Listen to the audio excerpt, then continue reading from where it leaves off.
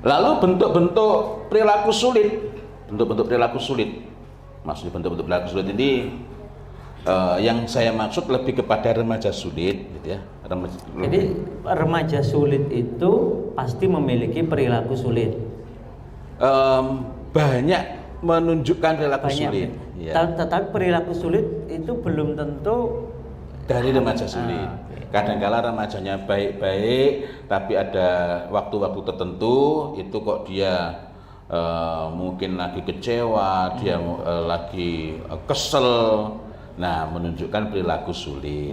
Nah, akan tetapi meskipun tadi itu kita menyebut remaja sulit, agar kita itu memiliki lebih mudah untuk memetakan, itu kan remaja sulit mempunyai banyak perilaku sulit. Nah, yang kita bahas berikutnya adalah bentuk-bentuk perilaku sulitnya itu apa dari remaja-remaja sulit ini. Nah, kalau yang remaja yang sehari-harinya nggak mengalami masalah, ada kalanya dia mengalami masalah, maka berilah waktu baginya, pahami. Remaja sulit itu apakah juga bisa kita sebut remaja bermasalah gitu, Ustaz? Iya, remaja bermasalah. Remaja bermasalah. Jadi ini perilaku sulit itu perilaku yang bikin masalah gitu ya? Iya. Remaja bermasalah atau perilaku yang bikin masalah. Ya. Nah, perilakunya itu apa?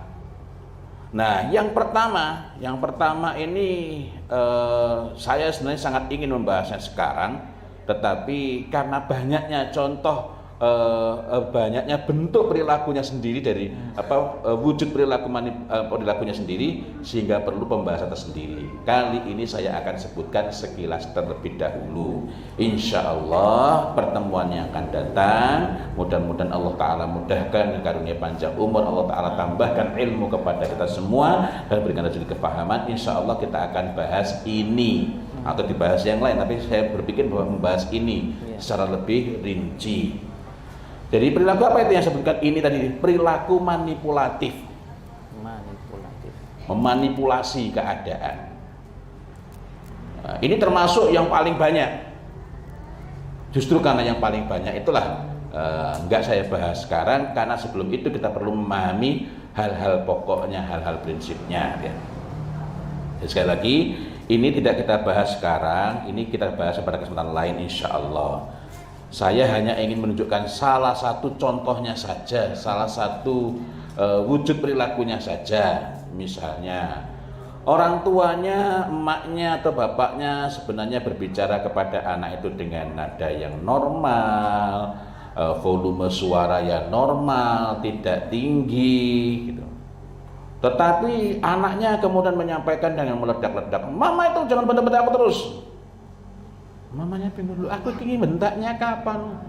Mama itu mesti gitu, nggak pernah mau ngakui kesalahannya sendiri. Nah, jadi ini perilaku manipulatif. Lah wong berbicara itu ya sudah dengan nada yang rendah, suaranya volumenya juga rendah, tetapi anak mengatakan mama itu teriak-teriak, bentak-bentak aku. Itu nggak mau peduli, aku dipermalukan, bentak-bentak, itu tanggal semua dengar. Padahal kucing pun tidak dengar. Ini perilaku manipulatif. Dan ini banyak dikeluhkan orang-orang yang minta waktu untuk konsultasi. Saya galau juga, mau menanggapi banyak betul gitu. Nah, saya sedang berpikir, kemarin saya sempat bincang-bincang dengan Mas Ibnu, dia kemungkinan untuk walaupun nggak lama, tapi di YouTube saya mungkin ada misalnya pertanyaan entah lewat Facebook, entah lewat YouTube, nanti dijawab melalui video pendek. Misalnya pas naik kereta atau pas kemana, bikin video walaupun nggak pakai background yang baik, yang penting nyampaikan itu mungkin 15 menit, 20 menit untuk membahas pertanyaan-pertanyaan yang banyak diajukan. Kenapa? Karena kalau jawab satu persatu bukan tidak mau, tetapi Masya Allah banyak betul. Nah, perilaku manipulatif ini termasuk yang sangat banyak dikeluhkan. Mama itu kalau sudah nggak sama aku selalunya ngamuk, selalunya bentak-bentak. Padahal tidak ada yang teriak, tidak ada yang bentak. Nah, Bahkan sampai yang di belakang pun tanya, mama tadi bilang apa toh? Nah, yang tanya mama bilang apa itu bisa salahin juga. Mesti gitu, mesti belain mama. Padahal mamanya memang nggak teriak-teriak itu ya. Itu perilaku manipulatif. Nah, bentuknya macam-macam. Manipulatif lainnya itu ya nanti bisa menunjukkan bahwa sebenarnya dia tahu, aku tuh lupa. Itu macam-macam ya. Kita tidak bahas satu persatu. Kemudian yang berikutnya, bentuk perilaku sulit itu adalah cari perhatian yang sifatnya ekstrim. Caper gitu ya. Caper yang ekstrim. Ya, caper ekstrim itu sebenarnya bukan tiba-tiba. Dia sebenarnya sudah menunjukkan upaya-upaya untuk mencari perhatian, tapi kok nggak dapat. Ya. Karena itulah kita perlu peka dan sekaligus bisa menyampaikan kepada anak. Menyampaikan tetapi ada tanggapannya. Menyampaikan gimana? Kita ingat 1 dari 4 sebab kenakalan anak adalah cari perhatian. 1 dari 4 sebab. Nah, di antara hal yang dapat dilakukan ialah mengajarkan kepada anak bagaimana caranya meminta perhatian secara langsung. Dan ini kalau memang komunikasinya baik, ini nggak masalah. Kalau di sini mungkin terasa aneh. Terasa aneh ketika misalnya seorang murid mengatakan pada gurunya, Pak, mohon maaf saya perlu perhatian dari Bapak. Besar cik. Artinya budaya iklim kelas kita masih bermasalah. Padahal itu sebenarnya hal yang patut dibangun iklim kelas itu. Excuse me sir, I need your attention please. Saya perlu perhatian Bapak. Kalau di sini mungkin biasanya pakai kata saya perlu bantuan. Perlu bantuan. Nah, cuma kan kenapa ya itu ungkapannya bisa apapun ya. Artinya harusnya memang ini tadi memang ada ungkapan yang karena itu orang tua maupun guru itu mengajarkan. Entah ungkapannya tadi minta perlu bantuan, tetapi dibantu memang. Oh, berarti ini merupakan ungkapan untuk minta perhatian. Karena ada kalanya betul menyampaikan dengan saya perlu bantuan. Lu mau dibantu apa toh udah bisa. Nah, berarti yang dia perlukan tidak didapat. Tapi poin pokoknya adalah mestinya kita mengajarkan kepada mereka, menunjukkan kepada mereka caranya. Ungkapannya nanti bisa macam-macam ya. Tapi itu contoh kalau ungkapan itu atau prosedur. Kalau mau jawab begini, kalau mau minta izin begini, ini kan prosedur. Nah, ini mestinya anak-anak ditunjukkan, disampaikan. Ala kulli hal, ketika itu tidak ada, akhirnya anak cari perhatian ekstrim dengan mengubah penampilan, bahkan sampai melukai diri sendiri. Nah, di antara anak-anak jalanan itu ada yang putus asa juga, misalnya putus asa melukai diri sendiri. Kata orang tuanya, ya udah kalau kamu mau sakit ya sakit, mau diar. Wah, ini anak malah saya sudah melakukan seperti ini malah orang tua saya ngomongnya kasar banget. Mereka lari di luar ada yang ngasih perhatian. Nah, dulu ada anak jalanan dekat UIN sana. Sekian tahun yang lalu kalau sekarang orangnya masih hidup ya sudah dewasa itu ya. Ternyata anaknya pejabat. Diantar pulang setelah dibujuk-bujuk, dekati dengan teman-teman yang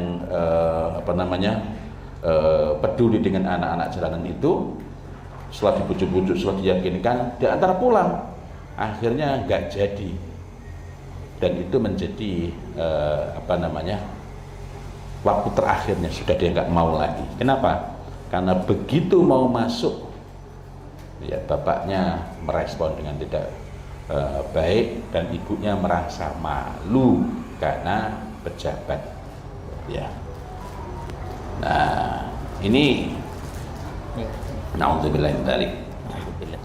Jadi melukai sendiri, menunjukkan perilaku tidak wajar secara demonstratif, Semua itu agar memperoleh perhatian dan privilege. Privilege itu apa ya? Jadi Hak lebih khusus gitu ya. Iya, secara lebih. Nah, adapun anak melakukan untuk mendapatkan privilege itu bisa saja karena dia ingin merasa iri, merasa tidak diperlakukan dengan fair dibanding saudaranya. Kemudian yang ketiga, bentuk perilaku sulit yang umum, ngeyel. Ngeyel itu apa? Membangkang gitu Ustaz ya. Ya, perilaku ngeyel itu membantah,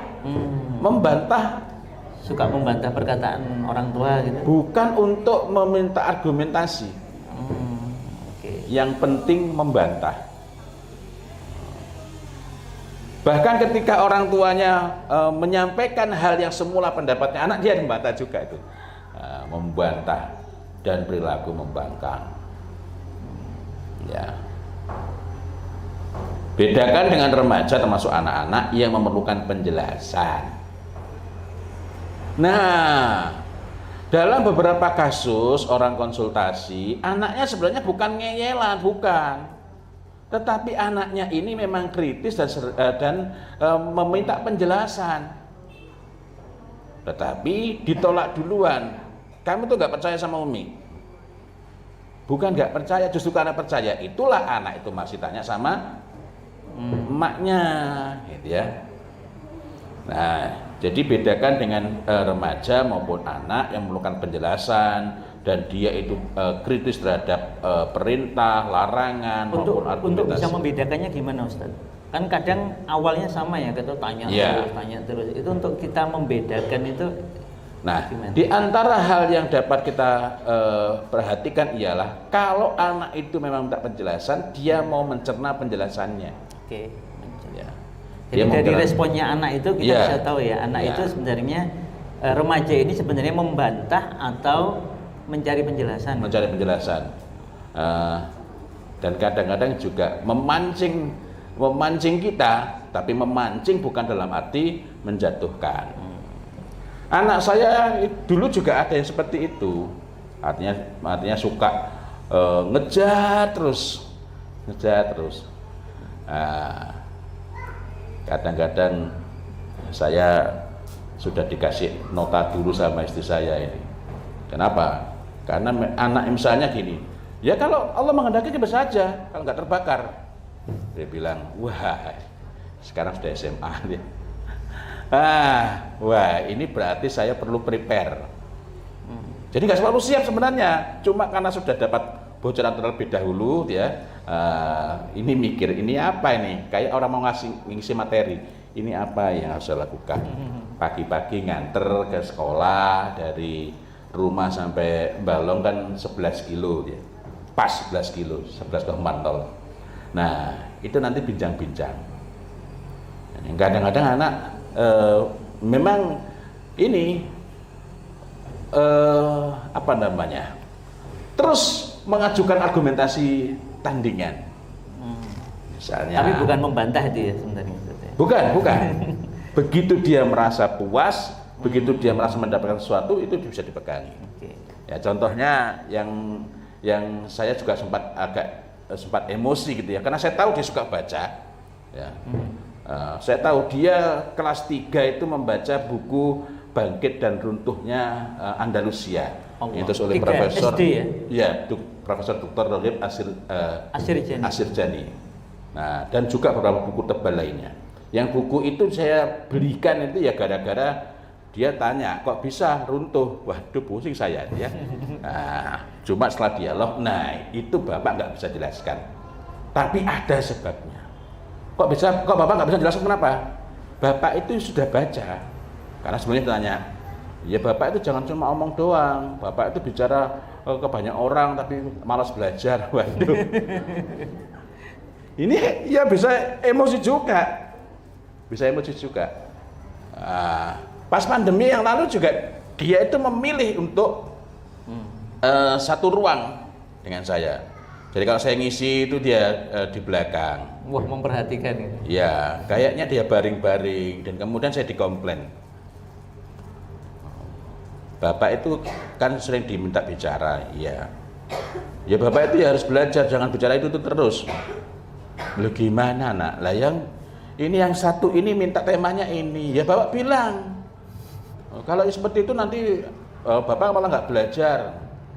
Nah jadi akhirnya dia komplainnya ke ibunya dia. Kenapa? Menganggap bahwa bapaknya ini seharusnya belajar. Akhirnya kalau ini karena dia sebenarnya bukan sedang berontak gitu ya. Saya cerita ini kamu tahu buku-buku ini. Buku-buku yang Bapak beli memang untuk Bapak. Kalau yang Bangkit dan Tentunya Rusia kan saya berikan untuk dia. Coba buku mana kamu tunjuk, nanti kita diskusikan. Kamu tanya isi bukunya apa. Ini apa namanya? Ini semacam untuk menunjukkan bahwa saya ini belajar gitu. Iya, bukan untuk menjatuhkan dia ya. Bukan untuk menjatuhkan dia. Nah, ini yang sempat saya emosi itu adalah walaupun saat itu alhamdulillah tidak sampai tampak meluap dia. Ya kalau Allah menghendaki bisa saja. Kan enak, hati-hati loh, nah itu. Kamu nanti kalau gitu bisa terbakar tuh. Dia main-main api. Ya kalau Allah menghendaki bisa saja nggak terbakar. Oh gitu. Saya sempat mau memojokkan tapi kemudian ingat. Nah kalau mau nyoba ini ada Bapak punya korek yang lebih apinya lebih besar. Coba itu kan jarimu ada 5. Coba yang paling kecil taruh situ. Enggak mau. Kok enggak mau kenapa enggak?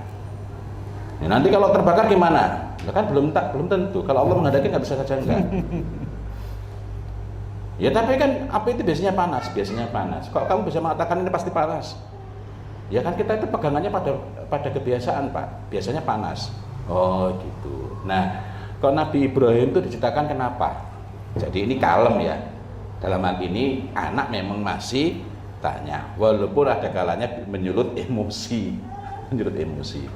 Kok diceritakan khusus kenapa? Ya karena yang seperti itu kan jarang terjadi. Kira-kira sampai dari zaman Nabi Ibrahim sampai sekarang itu ada berapa? Ya seperti itu. Ya cuma pada Nabi Ibrahim dan ada nih Pak satu lagi itu yang di zamannya Fir'aun yang direbus itu masih toh. Oh iya. Sama nggak kejadiannya? Enggak. Jadi itu cuma satu kali itu. Nah, itu Nabi Ibrahim saja. Masih toh memang tidak merasa panas, dilindungi oleh Allah, tapi diwafatkan oleh Allah. Nah, jadi akhirnya memegangi.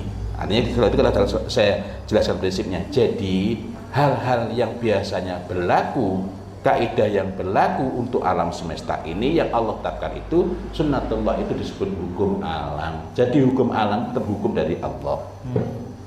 Ini berkenaan dengan membedakan tadi ya, disebabkan anak memerlukan penjelasan lebih. Baik terhadap perintah, larangan maupun argumentasi yang kita berikan. Nah, berkenaan dengan membangkang, ada riset-riset yang sangat menarik bahwa ada kecenderungan musik atau pilihan musik yang disukai anak berpengaruh terhadap pembangkangan anak. Nah, itu bisa dibaca di buku ini. Saya pernah nyampaikan, wah Ustaz kok radikal.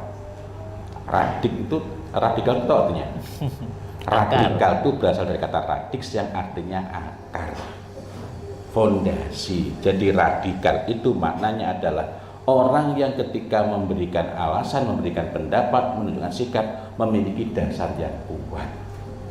Nah, sekarang kita kok malah nggak boleh memiliki alasan yang kuat ya, gara-gara menyampaikan ini. Di buku ini tunjukkan berbagai macam riset, terutama ada berbagai studi mendalam bahwa musik itu berpengaruh. Banyak yang menyampaikan kepada kita musik itu membantu siswa belajar, sehingga seolah-olah anak itu boleh dilepaskan sebebas-bebasnya untuk mendengarkan musik apapun. Apalagi kalau kemudian sudah atas nama bakat, lah bakat anak saya itu musik. Nah, jadi pilihan musik itu berpengaruh terhadap pembangkangan anak maupun remaja kepada orang tuanya. Kecenderungan ini semakin meningkat apabila disertai dengan idolatri. Idolatri itu apa ya? Apa? Pengidolaan yang berlebihan itu? Apa namanya? Kayak ya kalau idol kan artinya sesembahan ya, berhala. Jadi idolanya disembah gitu ya. Nah, idolatri itu dia itu manut. Dia itu betul-betul mengikatkan diri. Ayuhan nas, wahai manusia. Artisnya suka lagi jalan-jalan ke sini. Wah, itu menjadi perhatian. Gitu ya. Tiap hari dia mengikuti Dan dia merasa perlu untuk memiliki apa yang dimiliki. Makan mie-nya juga sama ya. Ketika idolanya bikin kopi tiruan karena nggak bisa niru persis kopi ala Pakistan itu, maka pakainya yang instan disebut dalgona, maka dia niru. Wah, kalau waktu itu bukan hanya anak-anak ya, banyak juga guru-guru sekolah Islam. Kalau ada remaja yang masang poster, ya, poster idolanya itu, terus kemudian atau bahkan kalau sekarang ditaruh di laptop atau di HP-nya, apakah itu juga sudah ciri-ciri menuju ke idolatri? Kalau menuju iya, kalau menuju ya, tetapi yang menaruh foto itu belum tentu sudah sampai kepada tahapan pada tingkatan idolatri.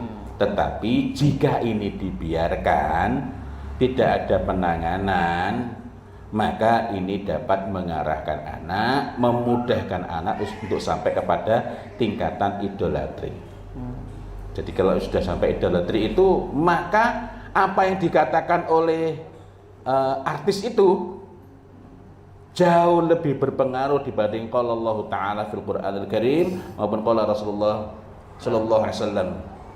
Ya, itu. Nah, sekarang acara-acara ada idol itu. Itu berarti sebenarnya kalau nggak hati-hati itu upaya menuju ke idolatri ya. Prosesnya sendiri kan memang membangun idolatri. Prosesnya sendiri membangun idolatri. Maka bersyukurlah kalau kita ini nggak kenal TV gitu. Sekarang kan sudah nggak ada TV. Ya nggak ada TV, tapi di situ ya ada. Ya masih ada sih TV ya. Nah, karena itu ketika anak suka bola, nggak masalah suka bola. Tapi kalau sudah sampai ngefansnya ke tingkatan idolatri, apakah kepada klubnya atau kepada orangnya, itu juga beresiko. Sehingga dapat mengubah walak wal baroknya. Itulah sebabnya kita jadi memahami kenapa sebagian masyayikh itu sampai memperingatkan tentang bahaya syirik dari dari ngefans kepada klub-klub bola. Karena memang tidak sedikit diantaranya sampai kepada tingkatan mempengaruhi ubudiyahnya. Ketika disuruhkan sami'na wa ata'na, bangun malam siap untuk sepak bola, tapi kalau untuk sholat susah ya. Bahkan lebih dari itu. Kalau tingkatan idolatri itu adalah tingkatan idolatri itu sudah sampai sacrifice. Sacrifice itu melakukan berkorban bukan untuk mendapatkan sesuatu yang disenanginya. Tetapi untuk mentaati, untuk memenuhi perintah, untuk memenuhi harapan dari idolanya. Kalau misalnya malam-malam bangun karena ada live streaming, gitu ya, itu boleh jadi ya karena dia seneng bola tanpa idolatri, atau bahkan dia ngefans itu cuma karena ingin senengnya. Bukan berarti saya menganjurkan, tidak. Tetapi yang seperti itu belum tentu termasuk bentuk sacrifice. Berarti ketika momennya remaja ini kemudian beli kaos, beli segala hal berkaitan dengan klub atau dengan atlet tertentu atau artis tertentu, sampai kemudian mengikuti beritanya setiap hari, lalu mengubah penampilannya mengikuti idolanya, ini sudah. Nah, kalau sudah sampai mengubah penampilan, nah itu yang perlu diperhatikan. Tapi kalau anak itu misalnya menyukai jersinya, artinya memang kita perlu berhati-hati ya. Menyukai jersey itu ada macam-macam. Menyukai jersey klub itu, yang itu kita perlu gali. Kenapa? Misalnya, kok ada anak itu sampai senang Barcelona? Nah, kita bisa ajak belajar sejarah balik itu. Nah, jadi ini memang hal-hal yang kita perlu kita perlu mencurahkan perhatian lebih untuk meluruskan jika ada hal yang tidak pas. Saya lompat saja ini ya. Dan ini rupanya menarik juga untuk dibahas lebih jauh. Karena kita belum sampai kepada terus apa yang perlu kita lakukan. Kita masih bicara mengenai bentuk-bentuk yang ini hanya sebagian saja. Kemudian bentuk berikutnya adalah emosi yang meledak-ledak, berubah dengan cepat. Ya, jadi ada semacam emotion swing dia. Bedakan dengan berubah-ubahnya emosi pada remaja yang belum matang. Nah, loh, kok saya ngikutin bahwa namanya remaja itu berarti emosinya berubah-ubah? Saya perlu garis bawahi yang belum matang.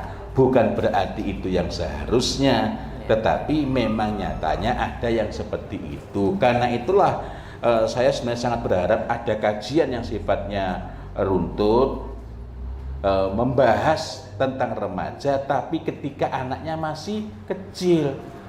Nah, ini yang saya saya sebenarnya kami sering bahas itu. Mestinya menyiapkan remaja itu ketika anak masih balita.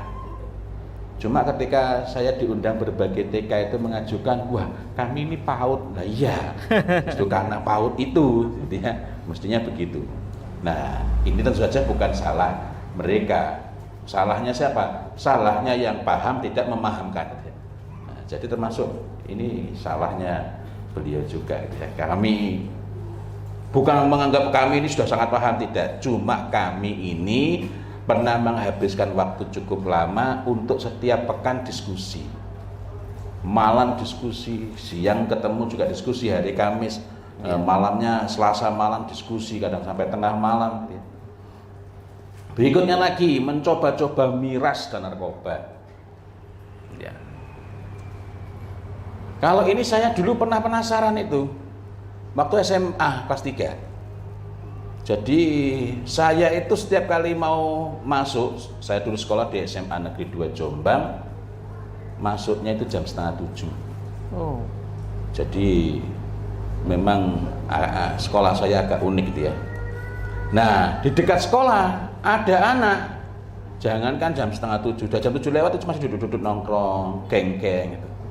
Saya penasaran.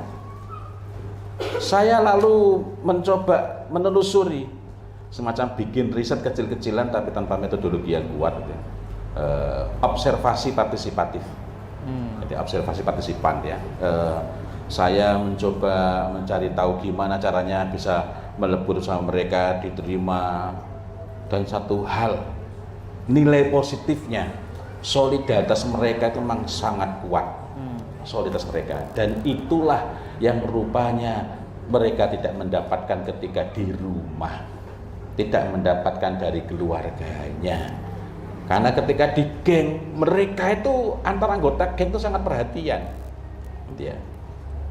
Saya yang baru masuk, orang baru, bukan berarti tidak diterima sebagai anggota, karena aku diterima sebagai anggota itu ada ritual yang panjang, tetapi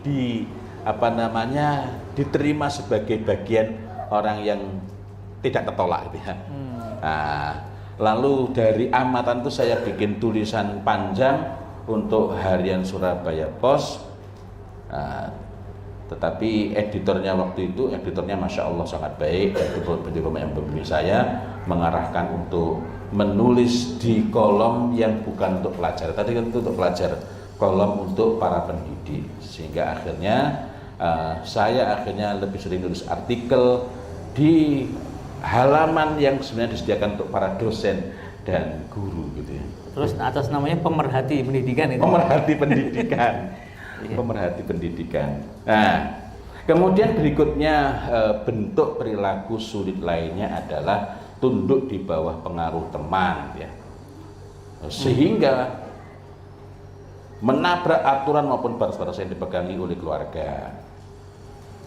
Nah, remaja dekat dengan temannya itu wajar. Kalau remaja nggak punya teman, kita perlu gelisah.